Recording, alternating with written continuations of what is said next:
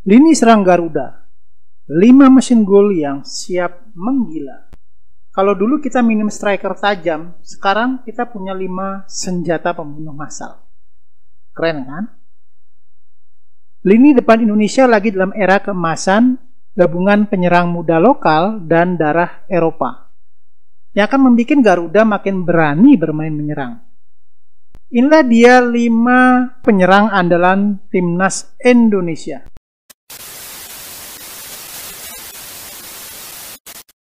Halo, apa kabar teman-teman? Kita bertemu kembali dengan saya Diki Victory, kita di Berita Piala Dunia.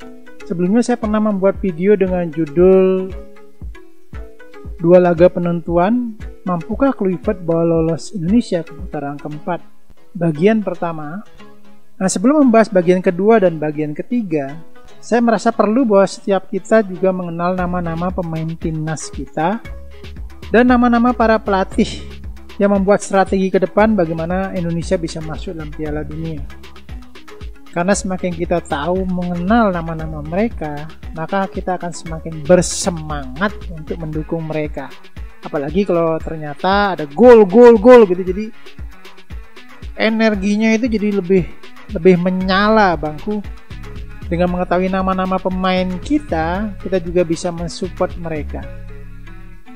Oleh karena itu, video yang kedua ini saya berjudul mengenal mesin tempur Garuda, profil pelatih dan pemain timnas untuk 2 laga krusial, Indonesia melawan Cina tanggal 5 Juni 2025 dan Indonesia melawan Jepang tanggal 10 Juni 2025.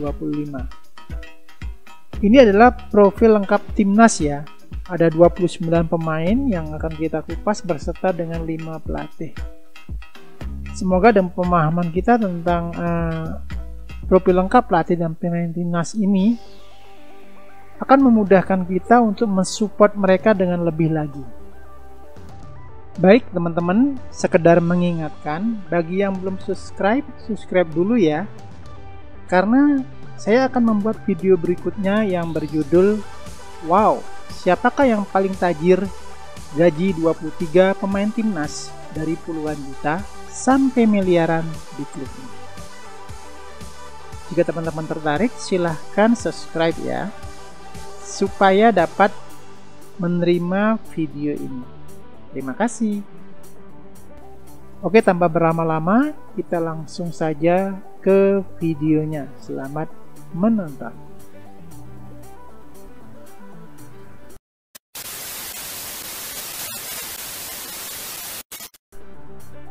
Garuda Internasional, naturalisasi dari kiper sampai striker.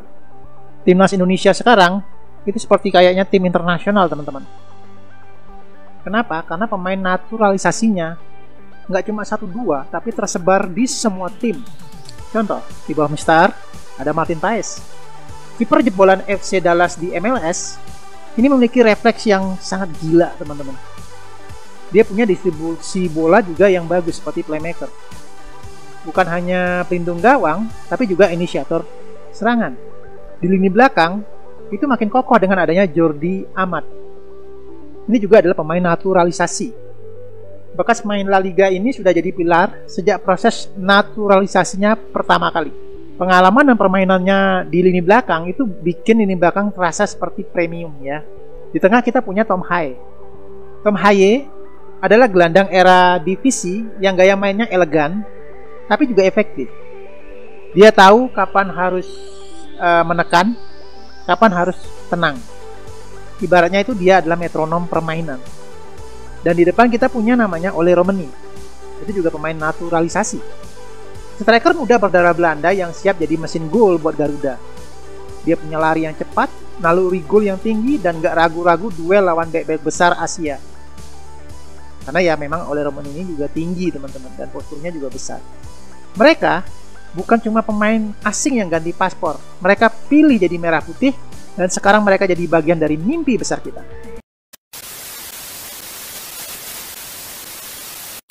Darah sepak bola dunia mengalir ke tubuh Garuda Indonesia. Timnas Indonesia sekarang nggak main-main teman-teman. Lebih dari separuh squad diisi oleh pemain naturalisasi. 60% bro. Dari Eropa sampai Amerika Latin, darah sepak bola dunia kini mengalir ke tubuh Garuda. Nah, siapa saja mereka?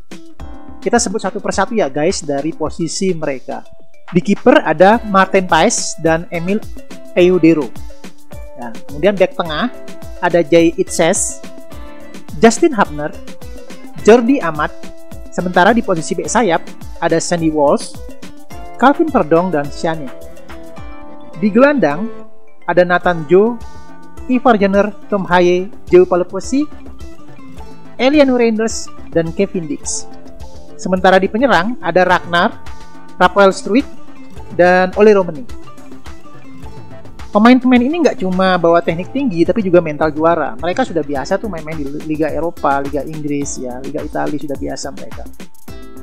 Dan yang bikin makin seru ini, mereka semua beneran cinta Indonesia, karena ada darah Indonesia dari ayah atau ibu mereka. Jadi jangan heran kalau misalkan mereka menyanyikan lagu kebangsaan, bangsa Indonesia, lagu kebangsaan Indonesia, mata mereka berkaca-kaca. Itu menunjukkan bahwa sekalipun mereka ada darah luar negeri, mereka juga punya darah Indonesia. Dan mereka juga punya hak untuk membela timnas kita, teman-teman.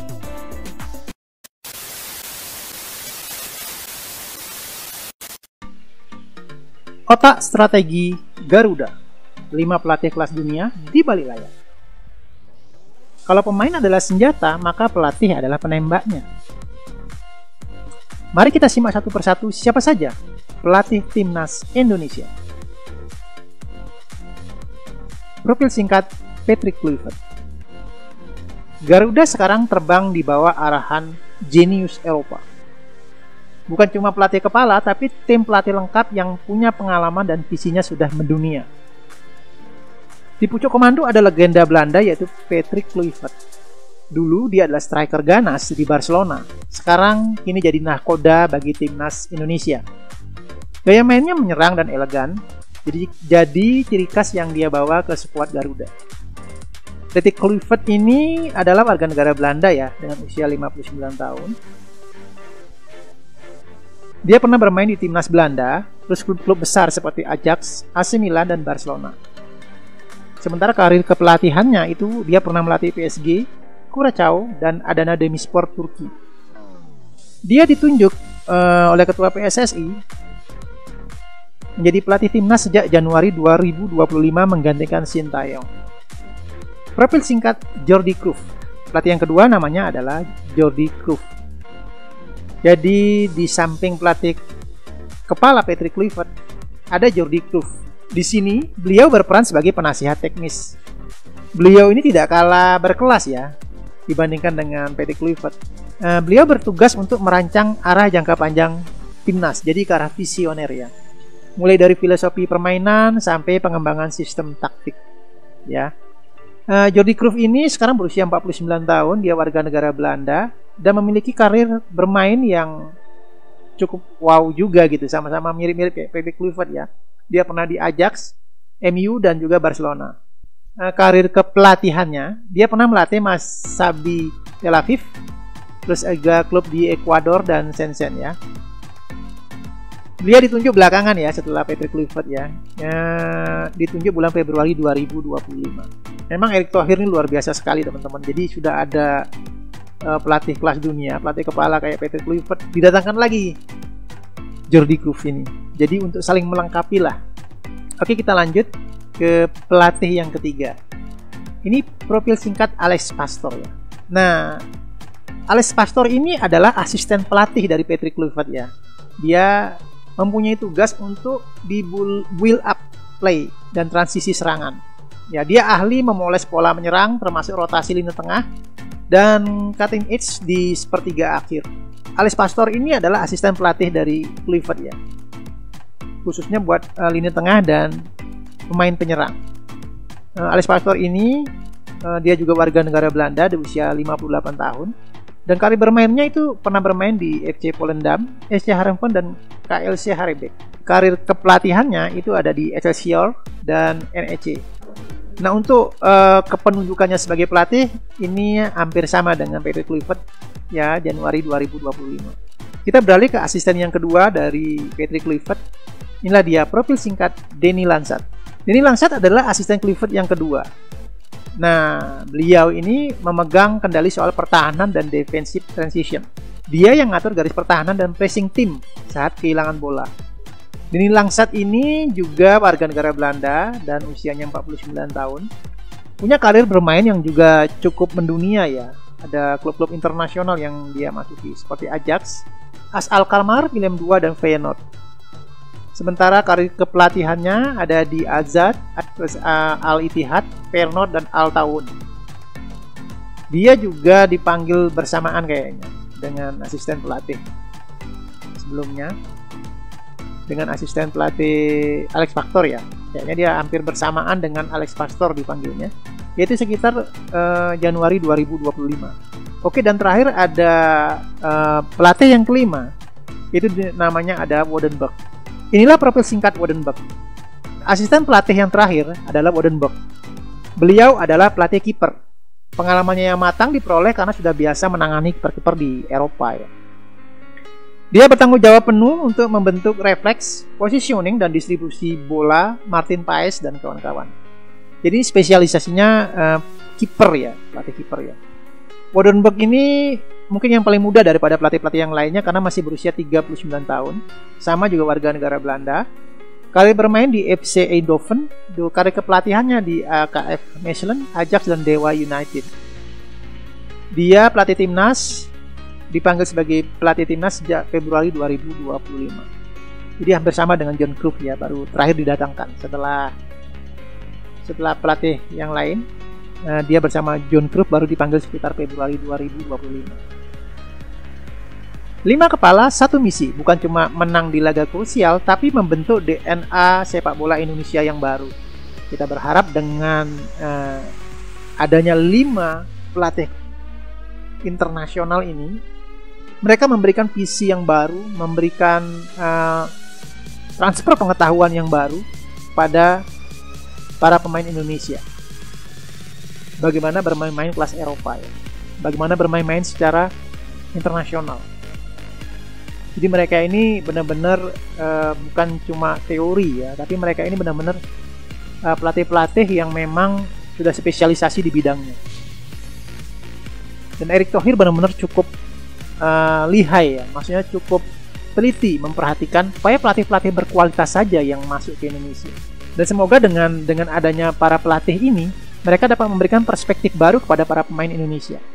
Semangat baru, dan mungkin juga ada kekompakan yang baru di antara mereka. Karena saya lihat sendiri bahwa pelatih Kluivert ini benar-benar merekrut asistennya itu semua dari warga negara Belanda. Jadi supaya mereka juga istilahnya itu satu bangsa ya. Mereka jadinya ada istilahnya itu kesamaan visi.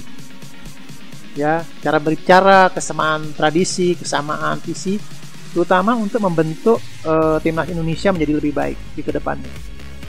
Kita berharap dengan adanya 5 pelatih ini dapat membuat terobosan baru buat sepak bola Indonesia, khususnya timnas. Dan tentu saja nanti akan menular ke tim-tim yang lain ya. Karena saat ini memang timnas Indonesia sangat disoroti ya. Mudah-mudahan dengan adanya 5 pelatih ini dapat memberikan warna baru dan mendongkrak sepak bola Indonesia masuk Piala Dunia.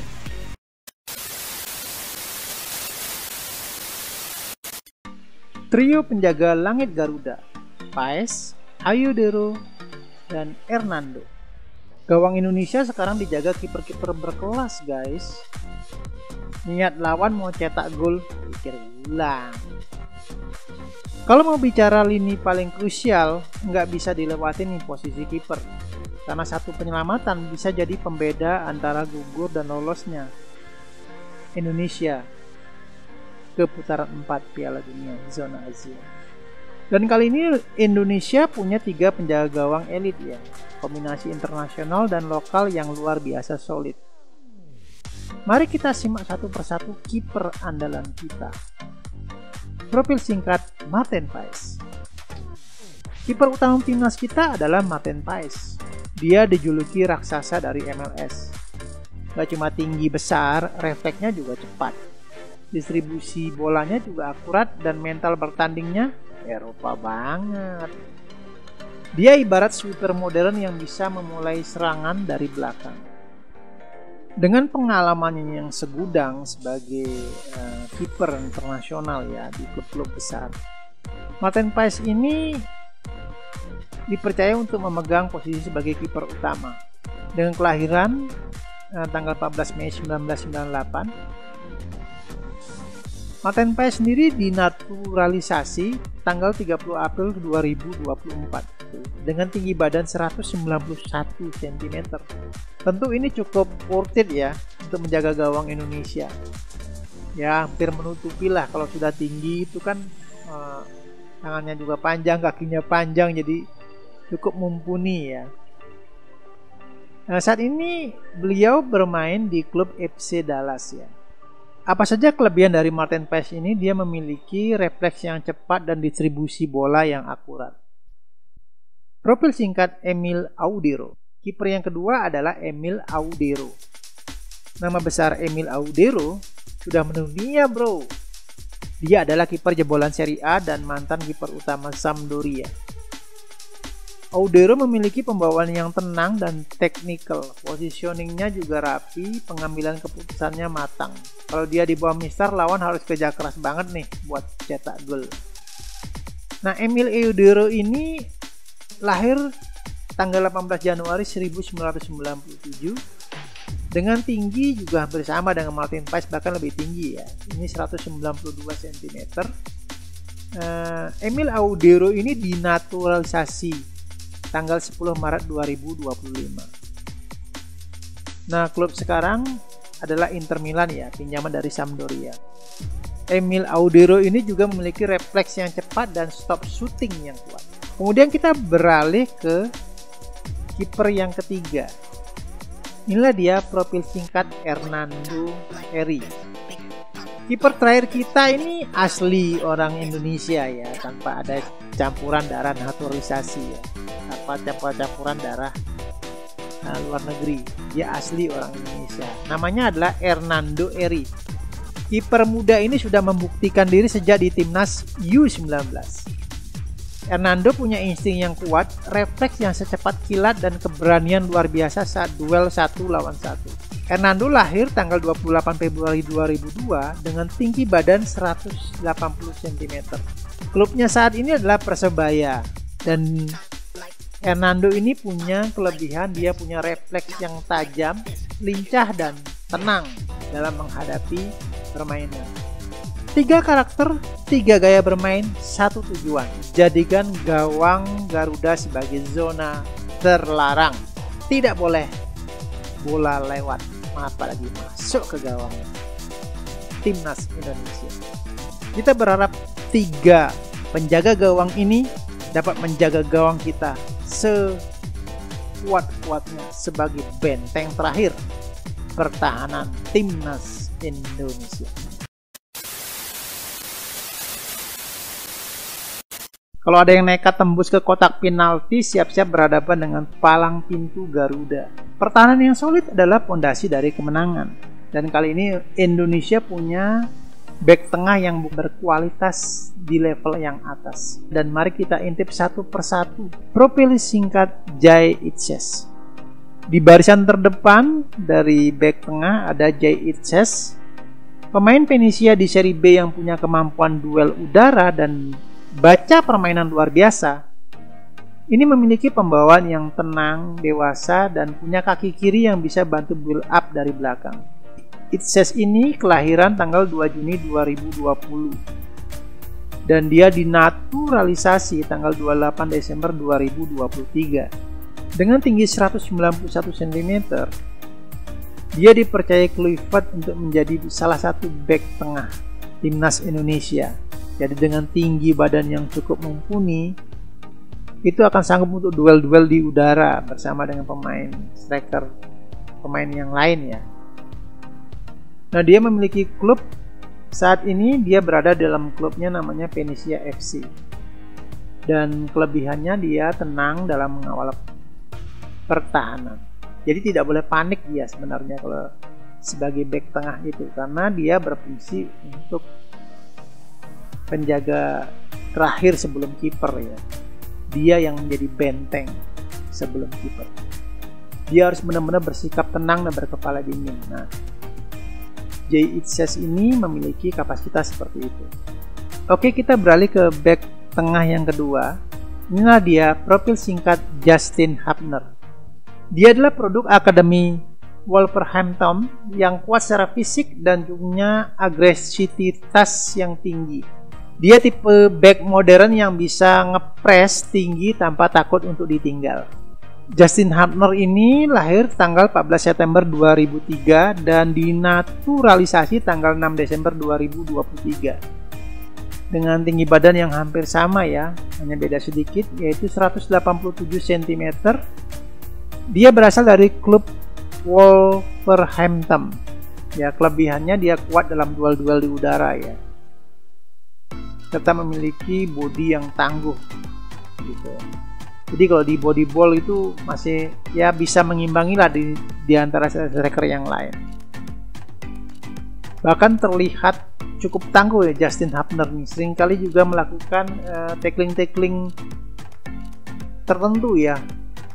Jika lawan akan berada di tempat yang membahayakan seperti sebelum masuk kotak penalti, Justin Hubner seringkali mengejutkan para striker lawan dengan tackling-tacklingnya.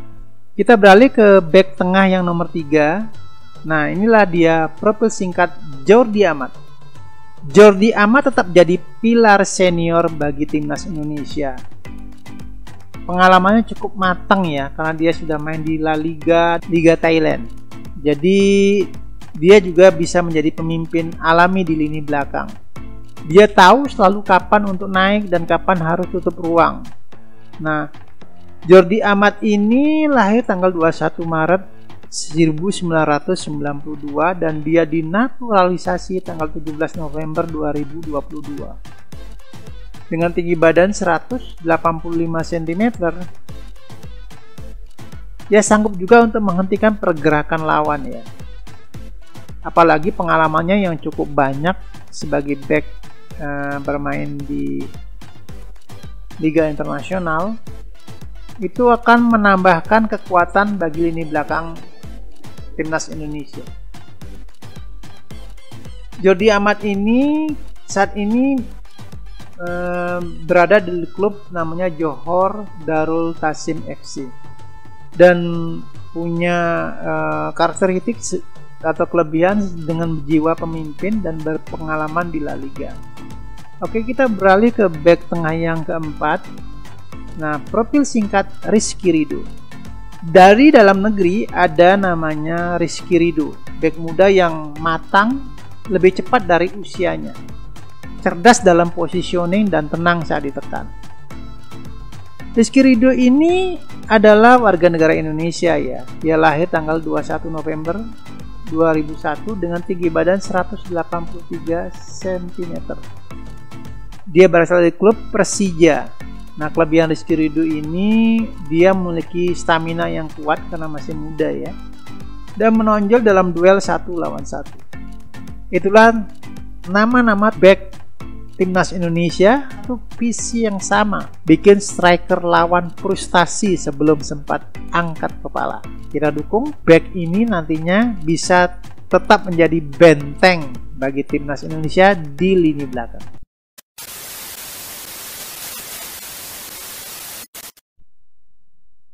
Mereka ini back tapi cara mainnya kayak winger guys.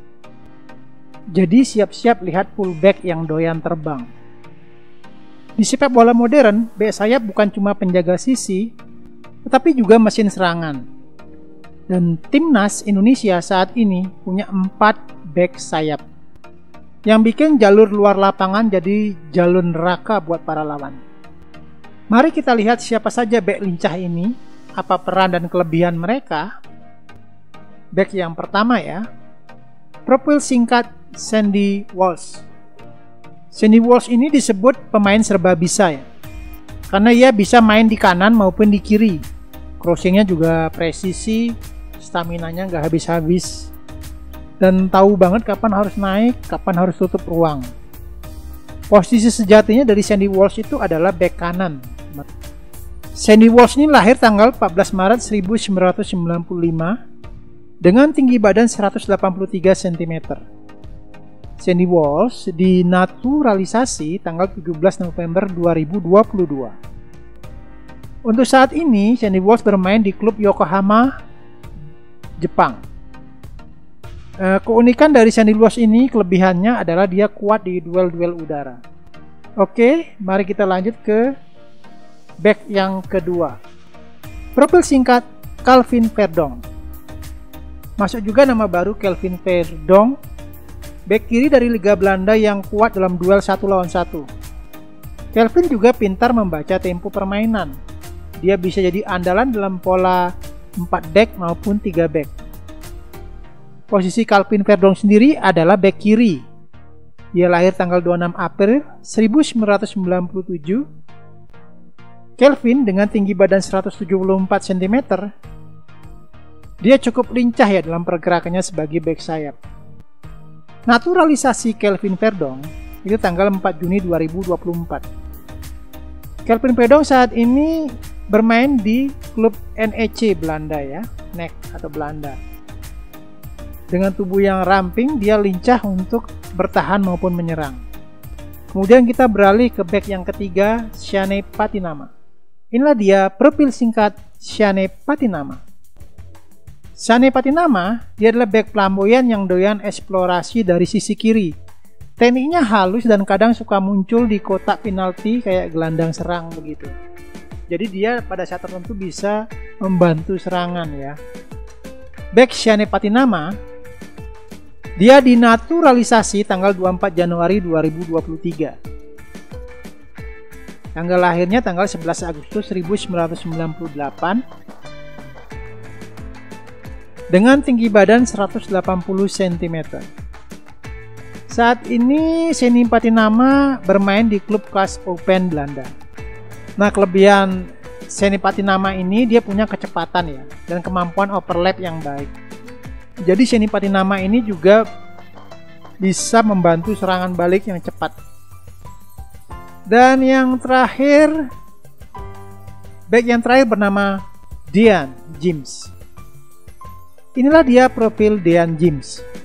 Dean James ini back bertumbuh gempal, lincah dan energik. Dia juga bisa bertahan sekaligus membantu serangan. Posisi Dean James sendiri adalah back kiri ya. Back kelahiran 30 April 2000 ini memiliki tinggi 177 cm dan dia dinaturalisasi tanggal 10 Maret 2025. Dean James saat ini dia bermain di klub Go Ahead Eagles. Apa kelebihan Dean James ini? Kelebihan Dean James adalah bisa overlapping, lincah dan energik. 4 back sayap ini bukan cuma pelindung, mereka adalah pelontar serangan cepat yang bisa bikin lawan kehilangan arah. Backup bagi back tengah dan juga bisa menjadi pelontar serangan apabila diperlukan dalam serangan balik.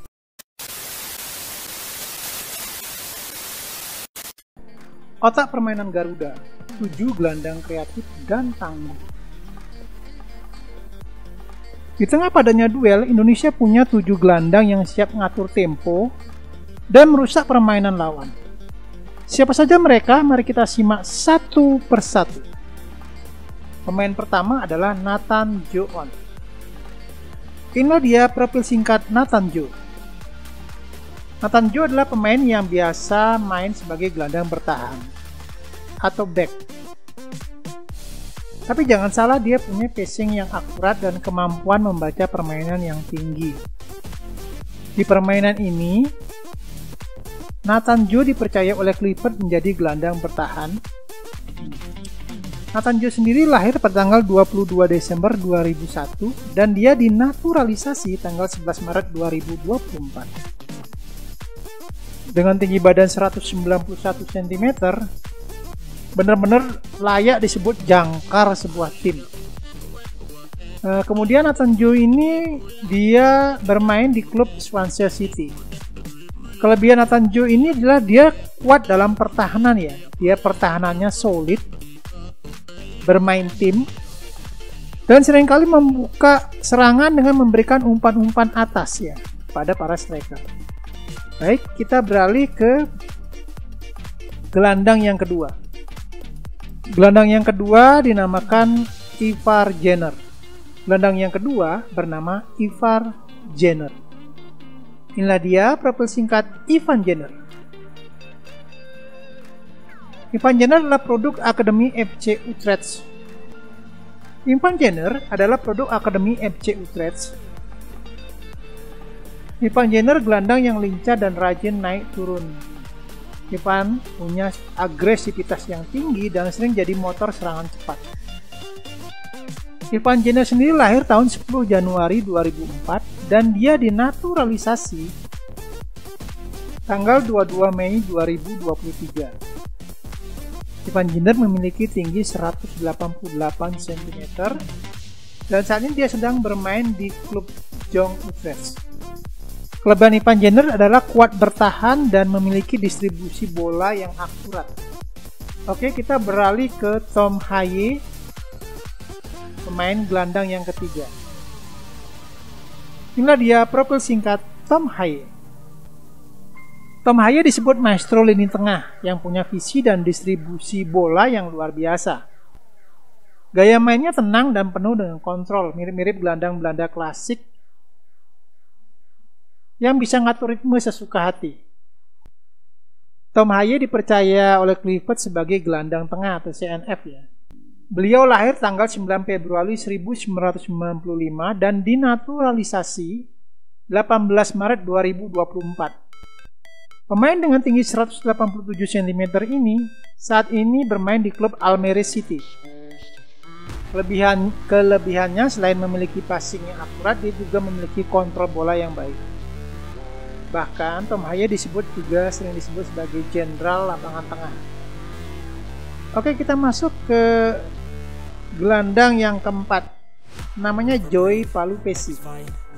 Inilah profil singkat Joey Palupesi. Joey Palupesi adalah gelandang bertahan yang tangguh. Dia tipe pemutus. Dia selalu ada di tempat yang tepat buat potong aliran bola lawan. Ibaratnya dia pembersih di tengah lapangan. Joey Palupesi sendiri, dia lahir tanggal 15 Mei 1993 dan dinaturalisasi tanggal 10 Maret 2025. Dengan tinggi badan 180 cm, saat ini Joey Palupesi main di klub Lommel. Kelebihan Joey Palupesi adalah kuat dalam bertahan dan kontrol bola yang baik. Oke, gelandang yang kelima namanya adalah Ricky Kambuaya. Inilah dia profil singkat Ricky Kambuaya. Dari tanah air ada Ricky Kambuaya, gelandang eksplosif yang punya tembakan keras dan stamina luar biasa. Gaya mainnya ini pressing lawan dan nggak takut duel karena juga badannya kekar.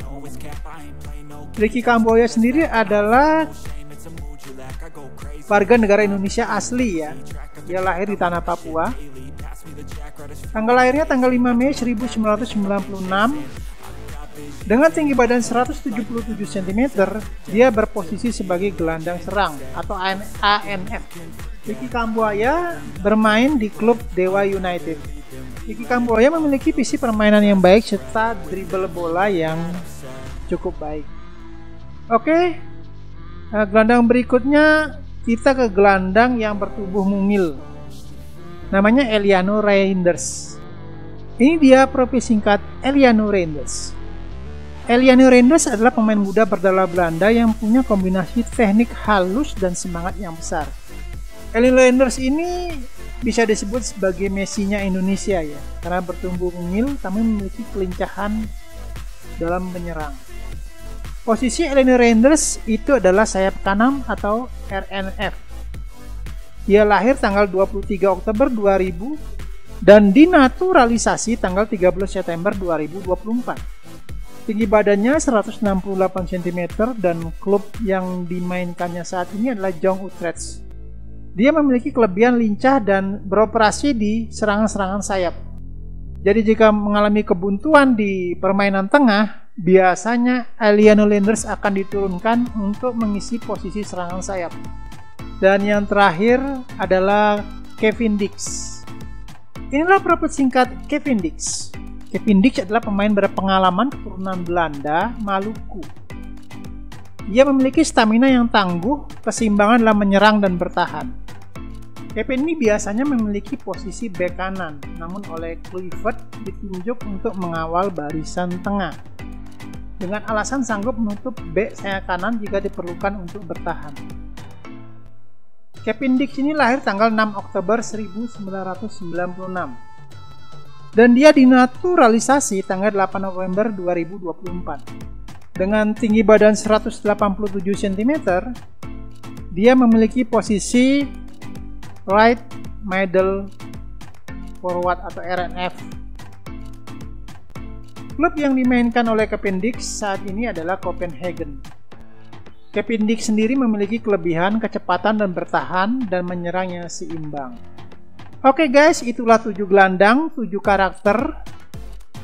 Tapi semuanya punya satu tujuan, yaitu jadi nyawa permainan Indonesia. Kita berharap 7 gelandang ini dapat memberikan permainan cantik di tengah, sehingga dapat menyuplai bola-bola yang baik untuk striker-striker kita.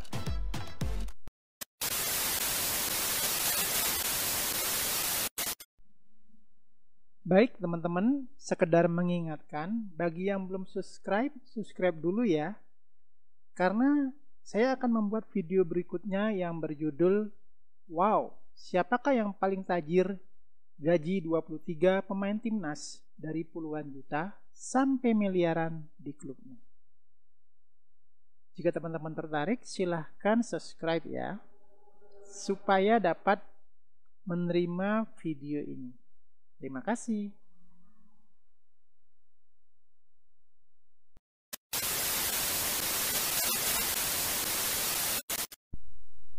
Lini serang Garuda, 5 mesin gol yang siap menggila.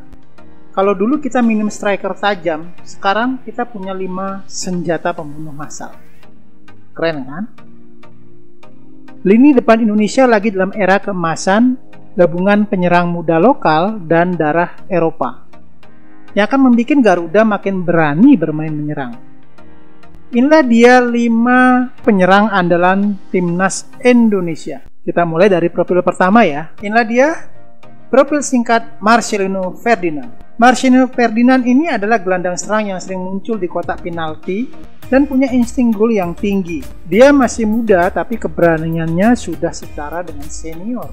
Marcelino Ferdinand ini memiliki posisi sebagai gelandang serang. Dia lahir tanggal 9 September 2024 dan memiliki tinggi badan sebesar 178 cm. Dia bermain di klub Oxford United. Marcelino Ferdinand ini dikenal sebagai gelandang serang yang kreatif menyerang, memiliki umpan-umpan yang akurat dan mempunyai naluri gol yang tajam. Baik, kita beralih ke penyerang yang kedua, namanya Ragnar Oratmangun. Inilah profil singkat Ragnar Oratmangun. Ragnar Oratmangun adalah striker naturalisasi baru dari Belanda.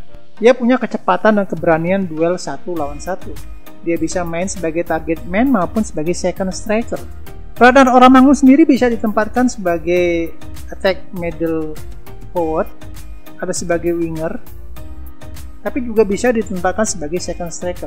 Dia lahir tanggal 21 Januari 1998 dan dinaturalisasi tanggal 18 November 2024. Pemain dengan tinggi badan 180 cm ini memiliki klub bermain yang namanya Denver. Kelebihannya dia punya attack speed dan kreatif dalam serangan. Kita beralih ke penyerang yang ketiga, namanya Ramadan Sananta. Inilah dia profil singkat Ramadan Sananta. Ramadan Sananta adalah jagoan lokal yang gak pernah kehilangan naluri untuk mencetak gol. Dia tenang dalam penyelesaian akhir dan selalu haus akan gol. Ramadan Sananta ini dipercaya Kluivert sebagai striker ya. Dia lahir tanggal 27 November 2002 dan memiliki tinggi badan 182 cm. Dia bermain di klub Persis Solo. Kelebihan Ramadan Sananta ini memiliki fisik yang kuat ya. Dia target man dan memiliki naluri cetak gol yang tajam. Oke, kita beralih ke penyerang yang keempat. Penyerang yang keempat dinamakan Rafael Struijk. Nah, inilah profil singkat Rafael Struijk. Rafael Struijk adalah pemain muda yang main di Belanda dan sering diplot di sayap atau ujung tombak. Dia punya kombinasi kecepatan dan kontrol bola yang sangat berguna di skema pressing tinggi. Jadi Rafael Struijk ini sering diandalkan untuk memberikan terobosan. Jadi umpan-umpan terobosan sering diberikan kepada Rafael Struijk karena dia memiliki kontrol bola yang bagus. Selain itu juga dia memiliki kecepatan ya. Rafael Struijk ini berfungsi sebagai striker di sini ya.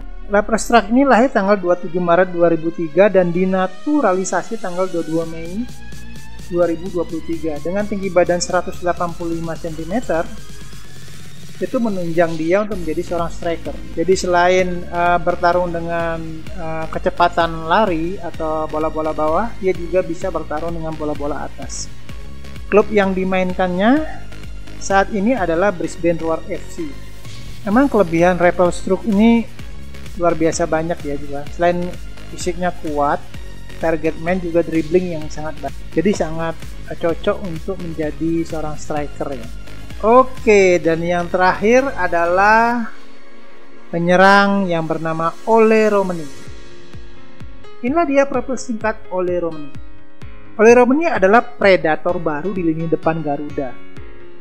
Fisik oke, finishing oke, dan nggak gampang jatuh dalam duel. Jadi body ballnya kuat banget ini Ole Romani ini.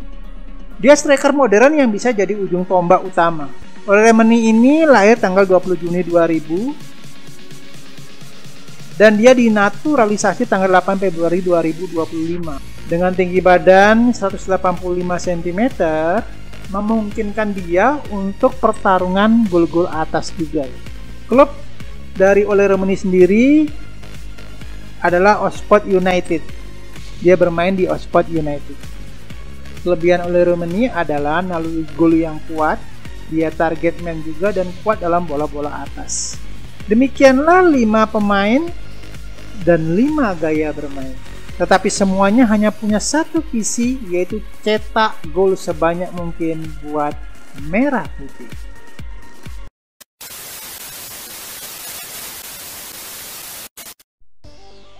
Main starter timnas Indonesia. Oke guys, setelah melihat dari profil mereka, kira-kira menurutmu bro, siapa-siapa saja nih yang jadi pemain starter atau 11 pemain utama yang akan dimainkan Kluivert pada babak pertama? Tahu nggak jawabannya bro? Sebenarnya masalah pemain starter itu adalah kewenangan dari para pelatih. Karena itu jawabannya kita lihat saja data terakhir. Indonesia melawan Bahrain. Ada 11 pemain starter yang diturunkan Kluivert dengan formasi 3-4-2-1. Jadi pemain starter ini berdasarkan data terakhir ya, Indonesia melawan Bahrain. Ya kalau kita tebak mungkin akan berubah kemudian di pertandingan Indonesia lawan Cina, Indonesia lawan Jepang, itu tergantung dari hak prerogatif pelatih. Tapi kalau kita berandai-andai misalkan kita harus tahu siapa kira-kira 11 pemain starter yang dimainkan Kluivert. Nah yang terakhir, data Indonesia terakhir yaitu Indonesia melawan Bahrain. Di situ kita temukan ada 11 pemain starter yang dimainkan oleh pelatih Patrick Kluivert. Oke, kita lihat data tersebut, maka kita dapat menunjukkan data sementara ya, ini pemain sementara. Di posisi kiper ada Martin Paes, di posisi back ada Justin Hubner, Jay Itzes, dan Rizky Ridho. Di gelandang ada Calvin Verdong, Joey Palupesi, Tom Haye, dan Kevin Dix. Sementara di depan ada second striker Ragnar Oratmangun dan Marcelino Ferdinand, dan strikernya adalah Ole Romani. Jadi data sementara untuk 11 pemain starter itu berdasarkan pada pertandingan Indonesia dan Bahrain. Itulah tadi nama-nama 11 pemain starter pada pertandingan babak pertama.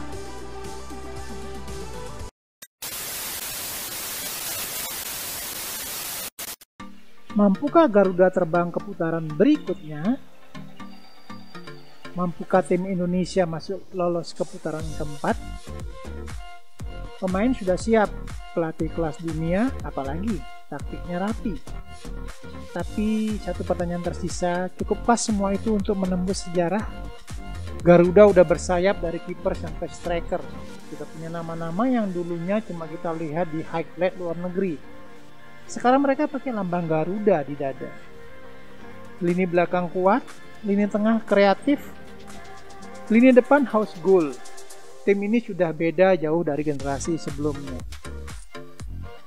Tapi sepak bola itu bukan soal nama besar aja. Ini tentang kekompakan, kerja keras, dan mental baja di momen-momen krusial. Dua laga penentuan bakal jadi ujian sesungguhnya. Apakah chemistry para naturalisasi dan pemain lokal cukup kuat? Apakah pelatih baru Clifford bisa langsung klik dengan squad? Dan apakah Garuda bisa terbang lebih tinggi dari sebelumnya? Ini bukan cuma soal lolos ke putaran berikutnya, ini tentang pembuktian. Tentang mimpi panjang yang akhirnya mulai terasa nyata. Satu hal pasti, tim ini bikin kita percaya lagi. Dan selama Garuda masih mengepakkan sayapnya, asa itu nggak akan pernah padam. Jadi siap dukung habis-habisan ya supporter Indonesia, karena sejarah besar nggak pernah tercipta tanpa nyali yang lebih besar. Persiapan plus kesempatan itu akan jadi nyata. Selamat bertanding Timnas Indonesia, dan selamat juga buat Pak Patrick Kluivert. Semoga Anda bisa membawa Garuda terbang lebih tinggi. Baik teman-teman, sekedar mengingatkan, bagi yang belum subscribe dulu ya. Karena saya akan membuat video berikutnya yang berjudul Wow, siapakah yang paling tajir? Gaji 23 pemain timnas dari puluhan juta sampai miliaran di klubnya. Jika teman-teman tertarik, silahkan subscribe ya, supaya dapat menerima video ini. Terima kasih.